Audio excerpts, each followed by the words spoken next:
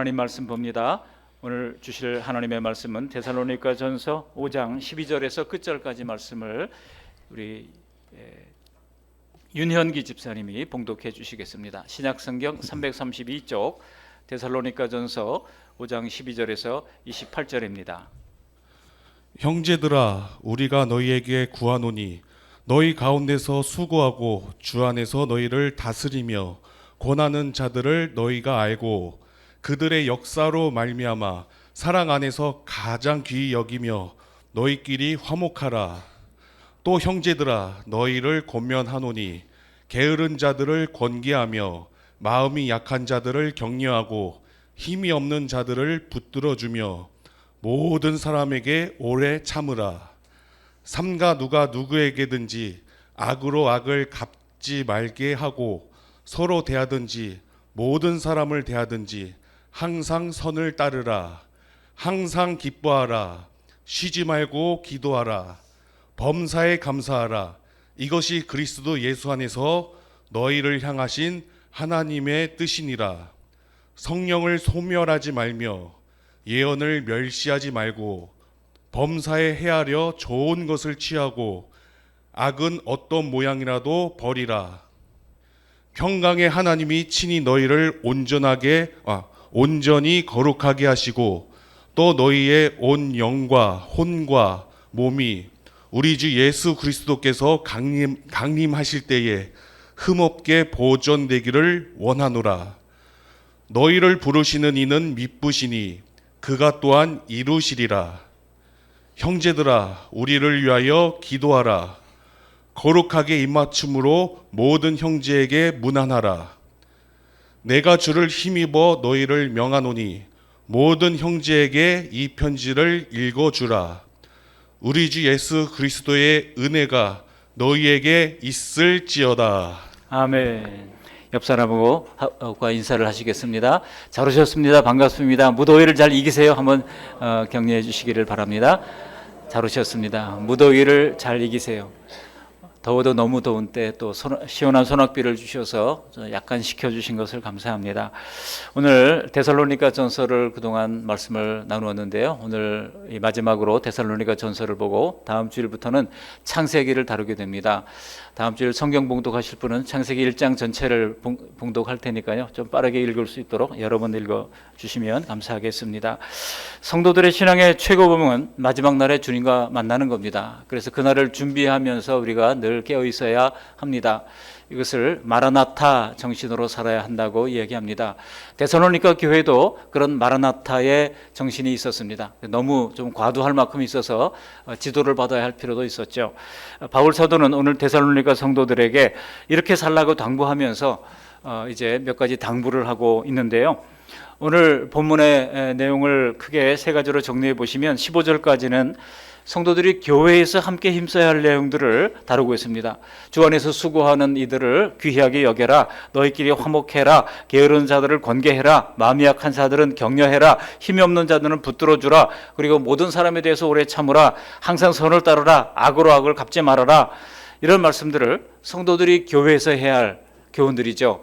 그러면서 중반 부분에 16절부터 22절까지는 교회가 아니라 각각 성도 개인이 힘써야 할 내용들을 다루고 있습니다. 그리고 23절부터는 마무리 인사와 축복으로 데살로니가 전서를 맺고 있습니다.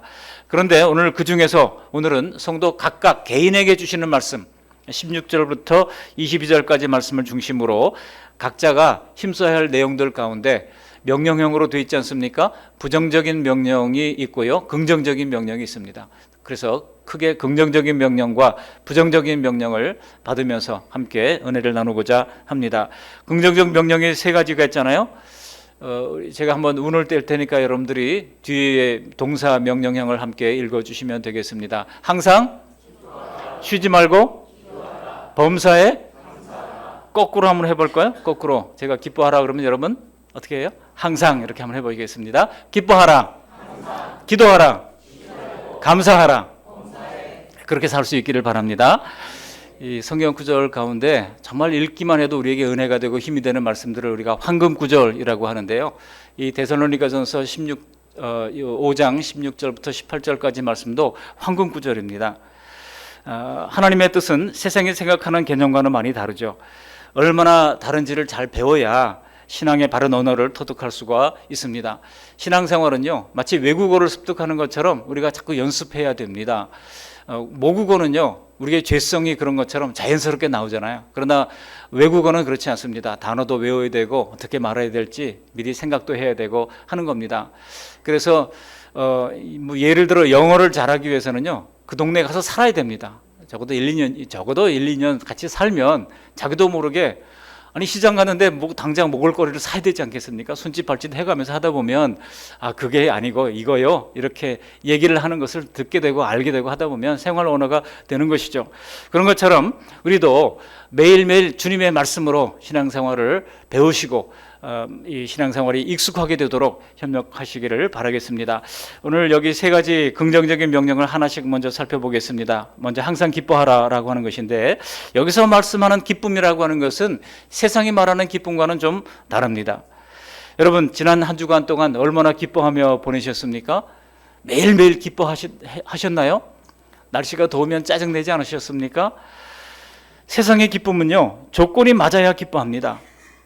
예를 들어 뜻하지 않은 돈이 들어왔을 때 어떤 건설회사에서 자기 동창들한테 다 1억씩 통장에 꽂아줬다 그러더라고요. 야, 그러세요. 대단하다. 그런 생각을 했는데, 저도 1억을 누가 통장에 꽂아주면 참 좋겠다는 생각이 상상만 해도 들더라고요. 뜻하지 않은 선물을 받았을 때도 기쁨이 있습니다. 이런 거를 영어로는 세렌디피티라고 그러잖아요. 원래 세렌디피티라고 하는 것은 뜻하지 않은 기쁨을 우리가 얘기하지만 원래의 의미는 뜻하지 않은 발견이라는 뜻입니다. 다른 연구를 하다가 의도치 않게 뭐 다른 어떤 이제 것들이 막 생기는 거죠. 예를 들어 뭐 의료용 그 약을 연구를 하다가 코카콜라가 나왔다 그러지 않습니까? 그래서 대박이 난 거죠. 뭐 이런 것들입니다. 뜻하지 않은 발견. 또 그런 거 하면은 남들에게 인정받았을 때도 기쁨이 있습니다. 사랑할 때도 기쁨이 있고 사랑받을 때도 기쁨이 있고요. 또 원하던 소원을 성취했을 때도 기쁨이 있습니다. 또 목표로 했던 어떤 자격증을 우리가 취득했을 때도 기쁨이 있습니다. 아팠던 몸이 거뜬하게 나았을 때도 기쁨이 있습니다. 세상에서의 기쁨은 이처럼 어떤 조건이 충족되어야 기쁩니다. 그러나 이러한 것들이 항상 우리에게 있을 수는 없습니다. 그렇지 않습니까?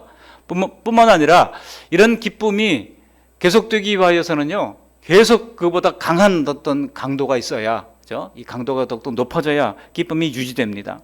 그러니까 세상에서의 기쁨의 효용성은 굉장히 짧습니다.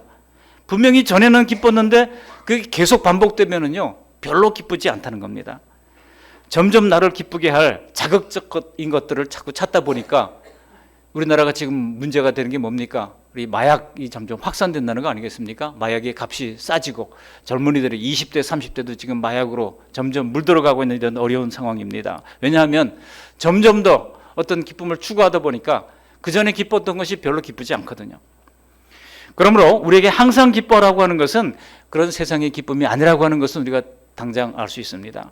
오히려 성경에서 기쁨이라고 하는 말이 나올 때 보면 오히려 항상 험악한 환경과 짝을 이루는 경우들이 훨씬 더 많습니다. 사도 바울이 빌립보 교회에 쓴 편지에서 바울이 이렇게 강조를 하는 것 잘 알고 계시죠? 빌립보서 4장 4절 말씀을 우리 함께 읽어보시겠습니다. 주 안에서 항상 기뻐하라. 내가 다시 말하노니 기뻐하라. 여러분, 바울이 빌립보 교회에 이 편지를 쓸 때 바울이 어디 있었습니까? 감옥에 있었죠. 로마 감옥에 있었습니다. 로마 감옥에서 뭐가 기쁘겠습니까? 그 감옥에서 빌립보 교인들도 지금 어려움이 있었지 않습니까? 그들에게 궁핍이 있었습니다. 핍박이 있었습니다. 그럼에도 불구하고 그들에게 항상 기뻐하라고, 다시 말한다, 기뻐해라 말씀하고 있는 겁니다. 그의 편지를 받은 각 도시의 성도들 역시 신앙 때문에 큰 박해를 받고 있었고 온갖 불이익을 다 당하고 있을 때입니다. 그러므로 여러분, 성도들이 누리는 기쁨은 이 세상의 조건과는 상관이 없다고 하는 것을 반증하는 것입니다. 이미 바울 사도는 데살로니가 교회에서도 이 기쁨에 대해서 이렇게 말씀한 바가 있습니다. 우리 1장 6절 말씀을 함께 읽어보시겠습니다.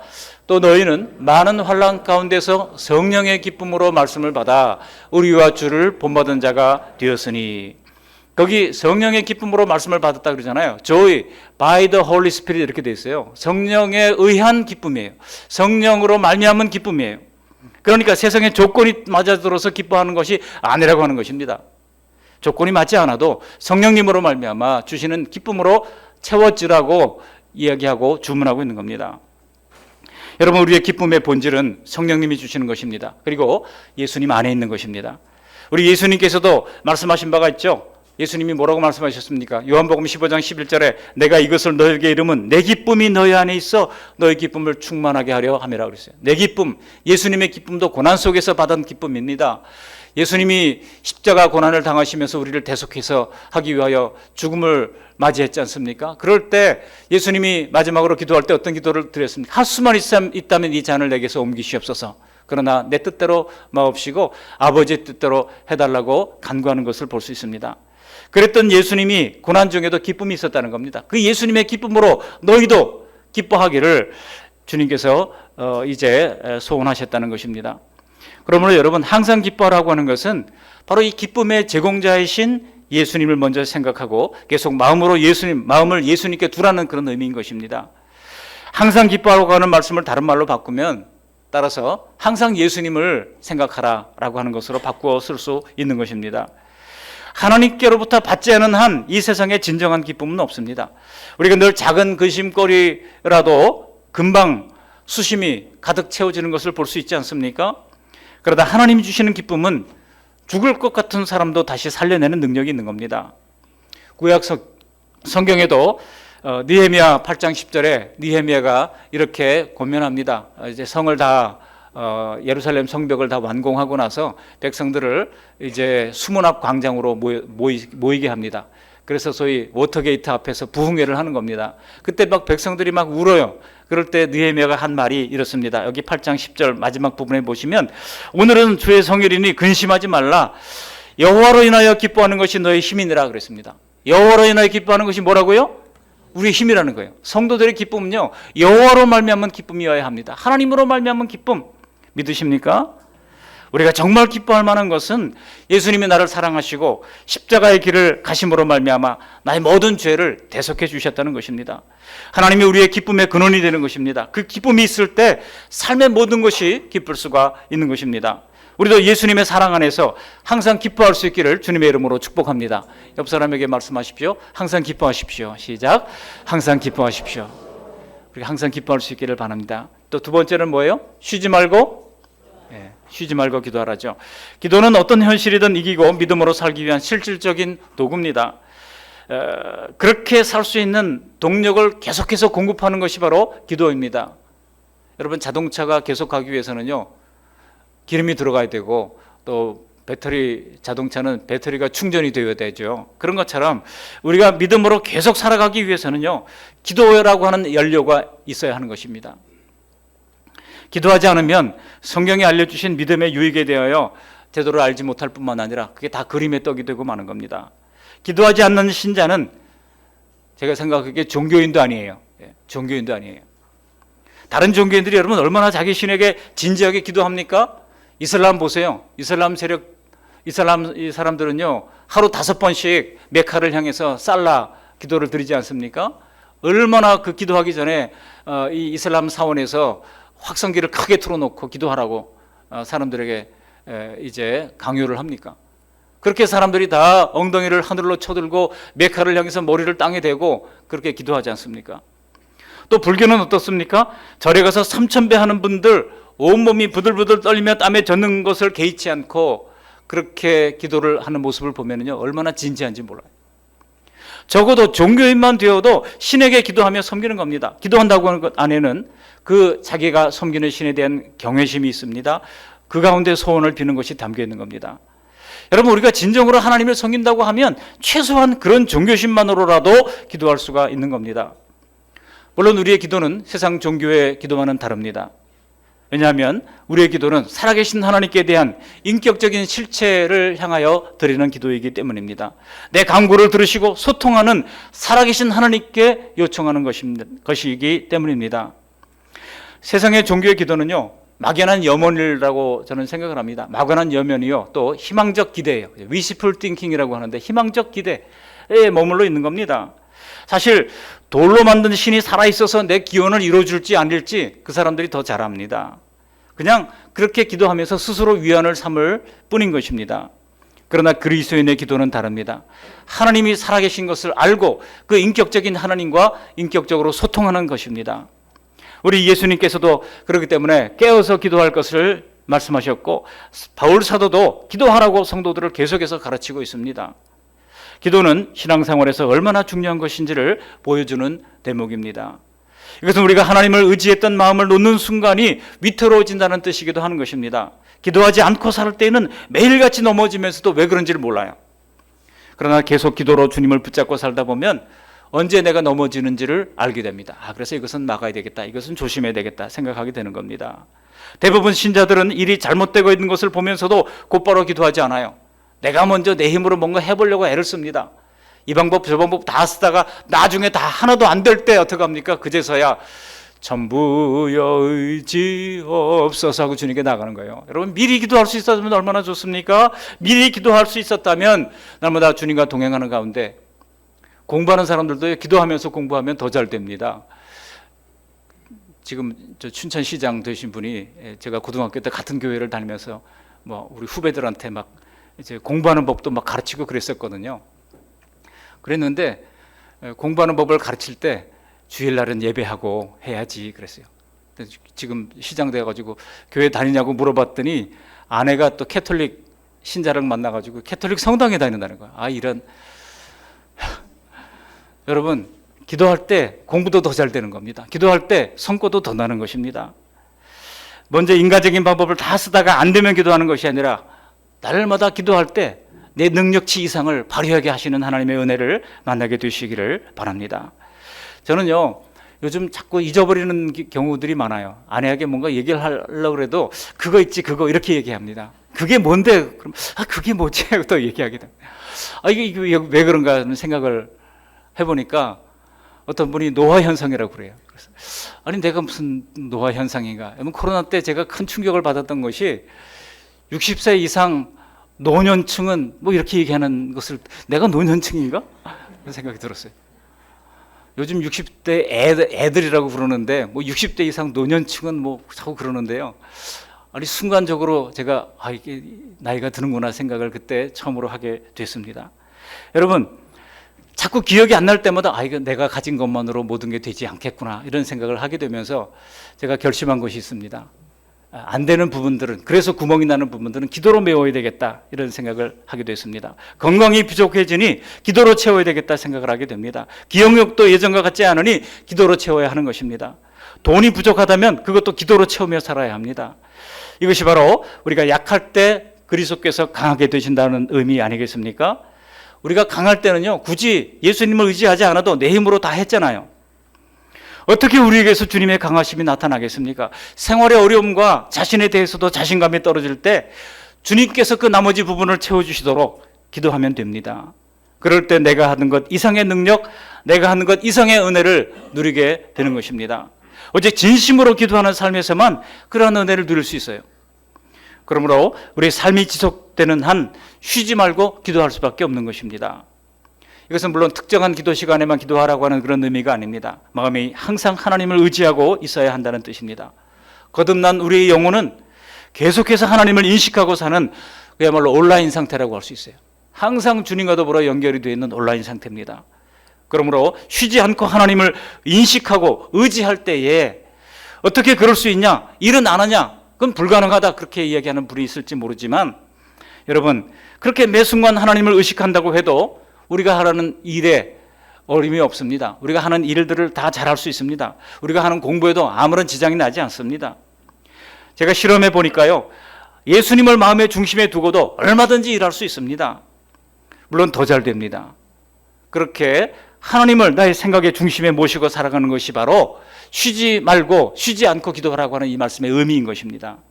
그런 믿음을 늘 유지하면서 모든 부족한 것들을 열심히 구하고 채워가면서 날마다 하나님의 풍성한 공급의 은혜를 누리는 저와 여러분들이 되시기를 주님의 이름으로 간절히 축복합니다. 세 번째로는요, 범사에 감사하라고 하는 것입니다.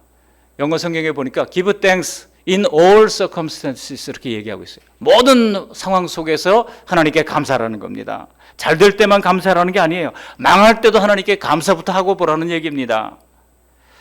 여러분, 세상 사람들도요, 감사하는 게 좋다고들 얘기합니다. 그래서 식물에게 뭐 사랑한다, 감사한다 이렇게 자꾸 칭찬해주면 식물도 잘 크고 열매를 맺는다, 그런 뭐 실험을 하기도 합니다.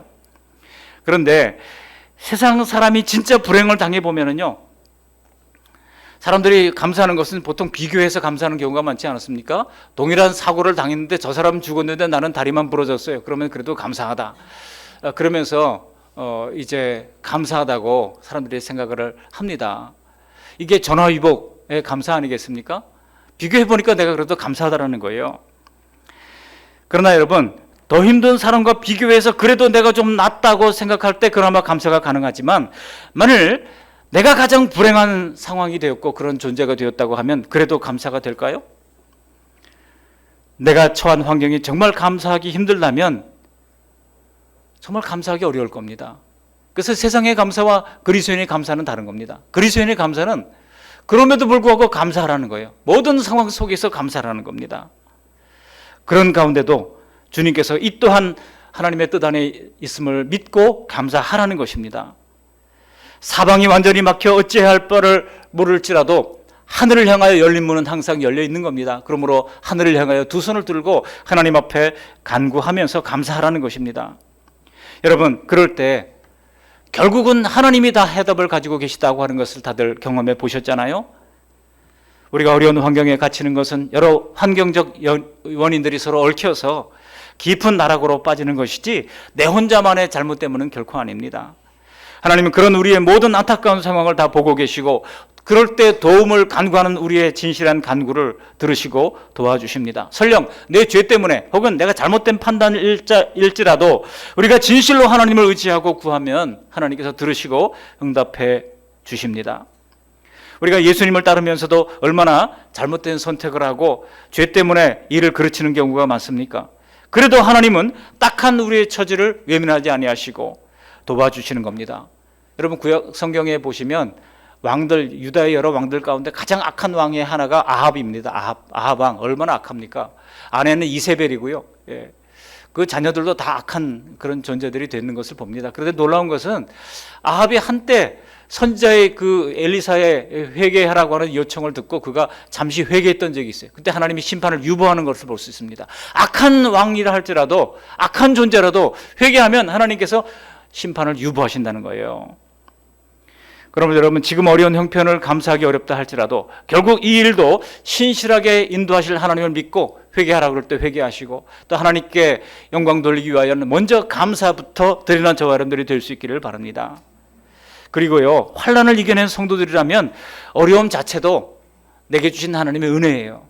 어려움 때문에 불평하기보다는 뭐 하나 하나님의 뜻이 있겠지. 한번 옆 사람 한번 말씀해 보실까요? 서로 나누겠습니다. 무슨 뜻이 있겠지? 시작. 무슨 뜻이 있겠지? 무슨 뜻이 있겠지? 제가 동훈이 권사님 이야기를 나누면서 큰 은혜를 받았어요. 우리 제휴비를 우리 가정에 주신 건 너무나 감사하다는 거예요. 그래서 다른 가정에 이 제휴비를 주셨으면 얼마나 힘들었을까. 근데 감당할 수 있으니까 주신 거 아니겠습니까? 그래서 감사하다고 하면서 늘 싱글벙글하는 모습을 보면서 제가 많이 도전을 받고 은혜를 받습니다. 무슨 뜻이 있겠지? 여러분, 하나님이 나에게 주신 것을요, 감사함으로 받으면요, 다 하나님의 은혜 가운데서 모든 것이 해답이 되고 해결이 되는 것입니다. 그러면 여러분, 우리에게 없는 것 헤아리기보다는요, 있는 것을 먼저 헤아리시기를 바랍니다. 있는 것을 헤아리게 봐세요. 아버지 학교에 갔을 때 이 아내가 사랑스러운 20가지를 적어보라고 그러잖아요. 아내가 사랑스러운 이유 20가지 적는데 처음에 사람들이 멀뚱멀뚱하면서 뭐 사랑스러운 거 하나도 없는데, 그러다가 나중에 하나하나 적기 시작하는데요, 뭐 잠을 잘 잔다, 밥을 잘 먹는다, 뭐 시작해가지고 나중에는 20가지가 다 훌쩍 넘어가는 것을 봅니다. 없는 것을 헤아리기보다는 우리는 늘 없는 것을 헤아리는 것에 익숙해 왔어요. 그래서 불평하기 시작합니다. 그런데 있는 것을 헤아리면요, 너무나도 감사한 게 많은 것입니다. 감수할 수 없는 환경 속에 있더라도 결국 우리를 승리로 이끄실 하나님을 생각한다면 범사에 감사할 수 있을 줄로 믿습니다. 이렇게 하나님의 뜻 세 가지를 살펴봤습니다. 다시 한번 운을 댈 테니까 대답을 해보시기 바랍니다. 항상 쉬지 말고 범사에 거꾸로 기뻐하라, 감사하라. 헷갈리셨죠? 요게 이제 킬링 문항입니다. 킬링 문항. 기도하라. 잘 외우셔서 신앙생활의 기준으로 삼는 우리 모두가 되시기를 바랍니다. 이제 마지막으로 부정적 명령 두 가지를 살펴봅니다. 먼저 성령을 소멸하지 말고 예언을 멸시하지 말라고 그랬는데, 성령을 소멸하지 말라는 겁니다. 성도들이 복음을 잘 이해하고 진심으로 예수님을 구주로 영접하면 성령께서 우리 가운데 임하시는 겁니다. 성령님은 예수님처럼 우리의 스승이 되셔서 믿음으로 사는 방법을 가르쳐 주시고 진리를 따르도록 인도해 주십니다.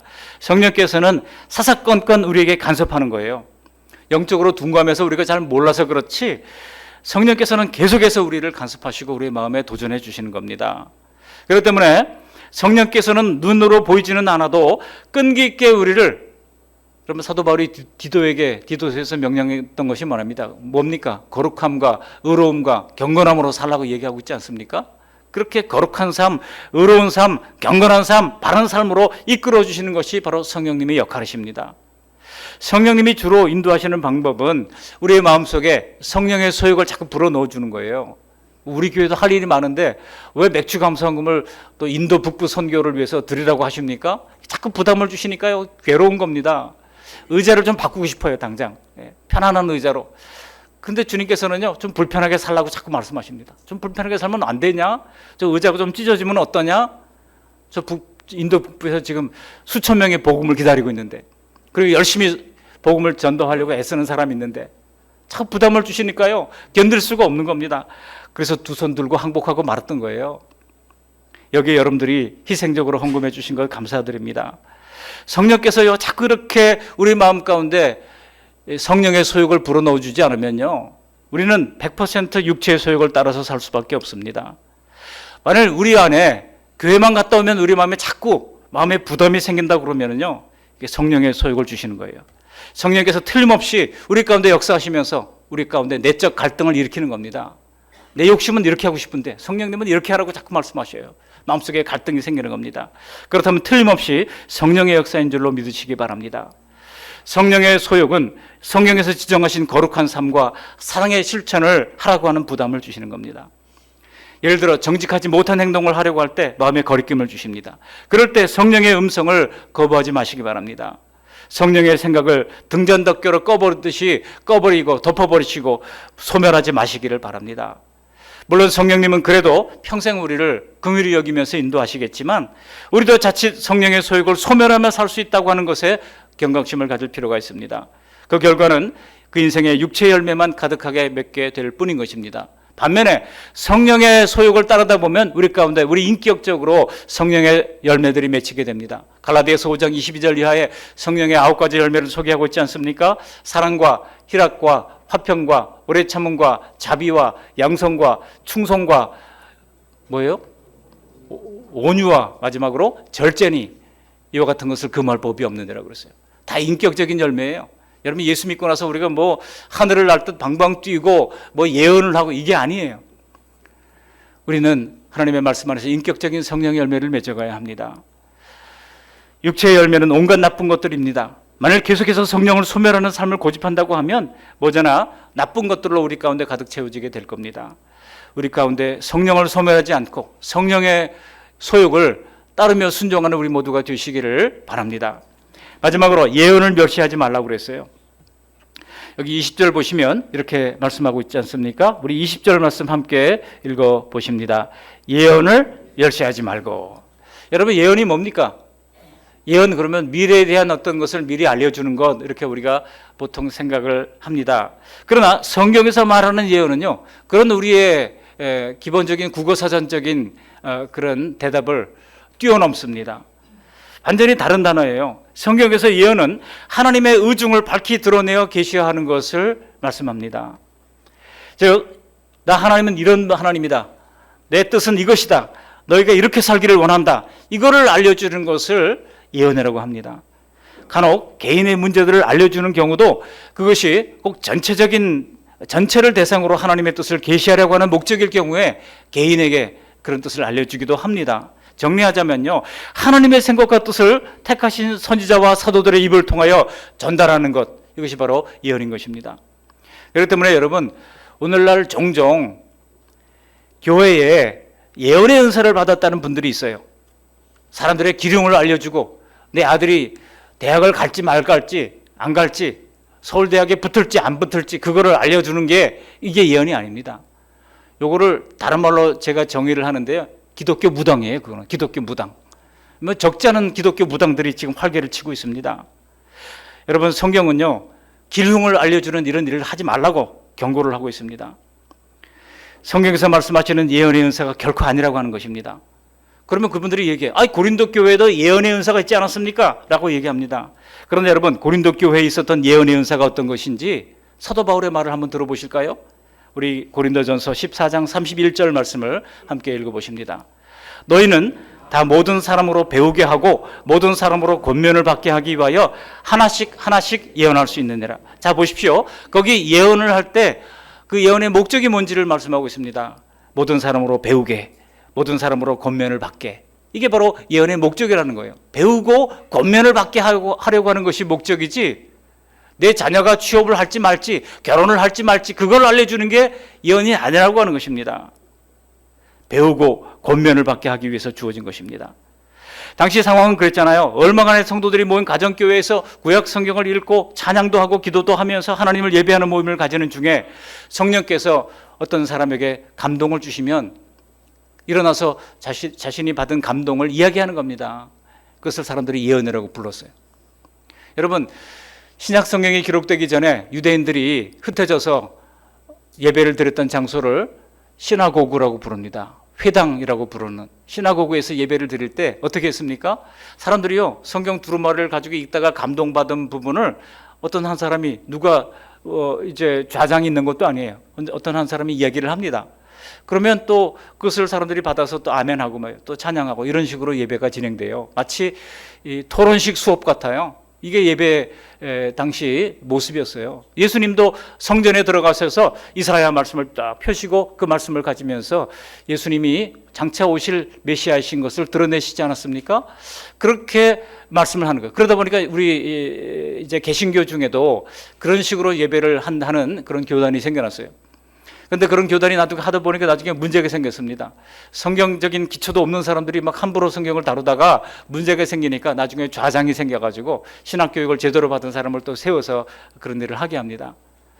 여러분 중요한 것은 여기 예언이라고 하는 것이 항상 성경에서 보면 예언에는요 제한이 따른다고 하는 사실을 알 수 있습니다. 사람의 생각일 수도 있기 때문에 분별하는 사람이 필요했다는 거예요. 한번 보실까요? 고린도전서 14장 29절 말씀을 보겠습니다. 함께 읽습니다. 예언하는 자는 둘이나 셋이나 말하고 다른 이들은 분별할 것이요.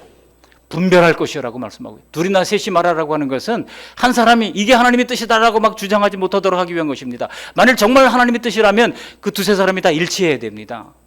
근데 그게 아니고 예를 들어 어떤 교회가 두 쪽이 갈라졌는데 예배당을 잘 짓고 나서 바닥에 카페트를 까는데 어떤 색깔로 까느냐를 가지고 갈라졌다는 거예요. 그래가지고 뭐 파란색으로 깔아야 된다 아니면은 초록색으로 깔아야 된다 뭐 빨간색으로 깔아야 된다 하다가 막 교회가 갈라졌다는 얘기. 참 비극적인 얘기죠. 만일 그럴 때 파란색으로 까는 것이 하나님의 뜻이라고 주장하는 사람이 있다고 칩시다. 그러면 정말 이게 하나님이 뜻하시는 예언이라고 그러면 그 사람들이 다 일치해야 돼요. 근데 그렇지 않다는 겁니다. 그래서 반드시 한 사람의 예언을 들어서는 안 된다는 거예요. 두세 사람으로 예언하고 그리고 또 일부는 어떻게 하라고요? 이것이 과연 하나님의 뜻에 맞는지 분별하라고 말씀하고 있는 겁니다. 고린도전서 14장 32절도 이렇게 하나님의 이 영으로 예언하는 사람이 정말 있다고 하면 하나님의 그 예언하는 영으로 예언하는 사람에 의해서 제재를 받을 수 있다고도 말씀합니다. 같이 한번 읽어보실까요? 예언하는 자들의 영은 예언하는 자들에게 제재를 받나니 하나님은 무질서의 하나님이 아니시오. 그렇습니다. 이것은 당대의 예언이 하나님의 특별 계신 성경과 같은 권위가 있지는 않았다는 것을 보여주고 있습니다. 가장 중요한 것은 뭐예요? 성경 계시입니다. 예수님 당시에는 아직 신약 성경이 기록되지 않았죠. 그러니까 구약 성경을 가지고 그들은 먼저 하나님의 뜻을 분별했을 겁니다. 보다 권위를 가진 예언은 예수님 시대에는 예수님이 돌아가신 이후에 사도들의 교회를 순회하면서 복음을 가르치고 교회에 필요한 권면을 주신 것, 이것이 나중에 성경으로 기록되게 되니까 그 사도들의 권위에 의한 기록이 훨씬 더 큰 권면의 이제 권위를 가지고 가르쳐졌던 겁니다. 오늘 바울 사도도 이런 여러 가지 권면을 마친 뒤에 마지막으로 27절에서 뭐라고 말씀합니까? 27절 말씀을 함께 읽어보십니다. 내가 주를 힘입어 너희를 명하노니 모든 형제에게 이 편지를 읽어주라. 그러니까 내가 쓴 편지가 내가 가진 권위로 얘기하는 것이 아니라고 하는 거예요. 누구의 권위에 의지하고 있어요? 주를 힘입어라고 말씀하고 있습니다. 주를 힘입어 내가 이런 여러 가지 권면을 줬다. 그러니 이 편지를 읽어주라. 내 권위로, 사도 바울의 권위로 하지 않았다는 겁니다. 여러분, 사람들이 자꾸 유명해지고 또 이제 명성이 높아지면은요, 자칫 자기가 뭐라도 된 줄로 생각하는 경우들이 있어요. 목회자들도 큰 교회, 유명한 교회를 하다 보면 그런 함정에 빠지기가 쉽습니다. 그러나 모든 권위는, 모든 말씀 선포의 권위는 주를 힘입어 해야 하는 것입니다. 그러므로 더 이상 지금은요, 이미 기록된 말씀으로 우리가 다 하나님의 말씀을 받습니다. 지금 이 은혜 시대 아래는요, 또 다른 예언을 추구할 수 없습니다. 그렇기 때문에 무슨 예언을 한다고 하는 은사를 받았다고 거기에 몰려가지 마시기 바랍니다. 지금 기록된 하나님의 말씀으로 신구약 성경으로 충분한 것입니다. 신약 성경에서도 예수님의 뜻이 사도들을 통해 완벽하게 예언이 되었고 봉인이 되었습니다. 마치 구약 성경이 완벽하게 기록이 되었고 봉인이 됐던 것처럼, 그러므로 이 성경 말씀 외에 다른 하나님의 뜻을 우리가 찾을 수 없습니다. 더구나 사람의 미래와 기중을 맞추는 행위를 마치 예언이라고 한다면 이것은 성경에서도 엄격하게 금했던 행위입니다. 그러므로 우리의 미래를 하나님께 인도받을 때는 개인적 기도와 말씀으로도 충분한 것입니다. 매일매일 읽는 매일 성경 말씀으로도 충분한 것입니다. 성경이 가르치신 대로 잘 따라간다면 하나님은 성령의 내밀한 인도와 외적 환경을 만드셔서 우리를 선한 길로 이끌어 가시는 것입니다.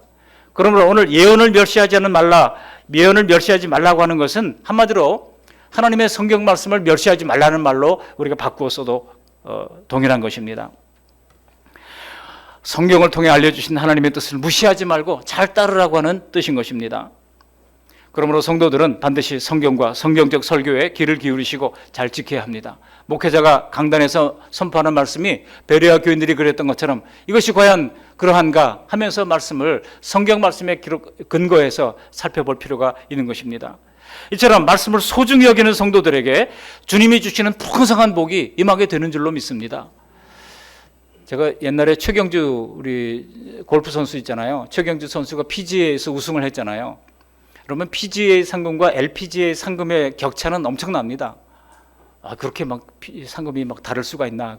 왜냐하면 이건 인류의 최상 골퍼를 찾는 거 아니겠습니까? 그러니까 남자 여자 할 것 없이 이건 최고의 상금을 받게 됩니다.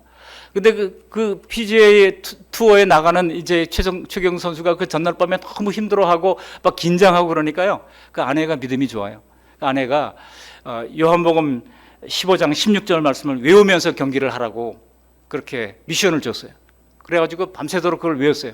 2시간에 걸쳐가지고 외웠다고 그래요. 한번 읽어보실까요? 우리도 같이 한번 읽어보시겠습니다. 15장 16절.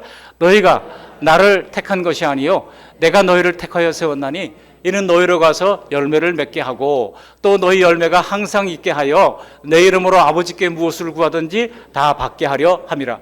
아니 지금 당장 골프 경기를 해야 되는데 이 굉장히 긴 구절 아닙니까? 이 긴 구절을 쉬지 말고 기도하라 이렇게 좀 했으면 좋았을 텐데 그거 아니고요. 굉장히 긴 구절이잖아요. 너희가 나를 택한 것이 아니요 내가 너희를 택하여 세웠나니 또 너희가 이는 너희로 가서 열매를 맺게 하고 또 너희 열매가 항상 있게 하여 내 이름으로 아버지께 무엇을 구하든지 다 받게 하려 함이라. 여러 번 외워가지고 밤새 다 외웠어요. 잠이 들었습니다. 아침에 일어나가지고 이제 말씀을 다시 한번 외워봅니다. 그리고 시합에 나갔어요. 시합에 나가지고 이제 첫 번째 티셔츠를 날렸습니다. 날리면서 너희가 하고 외우려고 그랬는데 갑자기 생각이 하나도 안 나는 거예요. 그래서 너희가 그 다음에 뭐였지? 너희가 그러면서 그냥 계속 골프를 치는데 그게 그 다음에 뭐였는지를 생각하느라고 골프에 집중한 것이 아니라 성경 말씀을 기억해내려고 안간힘을 썼습니다.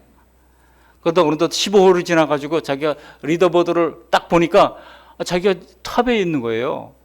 정신을 바짝 차려가지고 그 순간에 갑자기 아무런 생각이 안 났던 최경수 선수가 15번 홀을 보면서 갑자기 말씀이 다 생각이 났던 겁니다.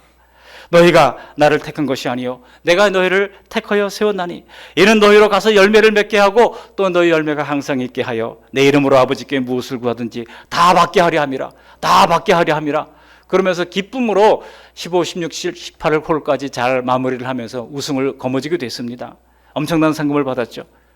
그게 계속해서 상승세를 이어가면서 많은 상금을 받아가지고 지금은 재능은 있지만 이제 환경이 받쳐주지 않아서 어려운 우리 후학들을 돕는 재단을 만들어서 돕고 있다고 합니다. 그러면서 성경 말씀을 외우고 다닌 것도 아니고 단지 잊어버린 것을 떠올리려고 했음에도 불구하고 놀라운 승리를 주셨다고 간증을 합니다. 최경주식의 간증이에요. 물론 다 똑같지는 않을 겁니다. 그러나 여러분, 하나님의 말씀을 믿고 따르는 것이 얼마나 복이 된 인생인지를 깨닫게 되시기를 바랍니다. 말씀을 늘 가까이 하십시오. 말씀이 하나님의 뜻임을 믿고 순종할 때 하늘의 복과 땅의 복도 더불어 주시는 줄 믿습니다. 말씀을 정리합니다. 내 신앙생활이 뭔가 표류하고 있다고 하는 느낌이 들 때 오늘 본문을 읽으면 어떻게 살아야 할지 그 길이 선명하게 보입니다.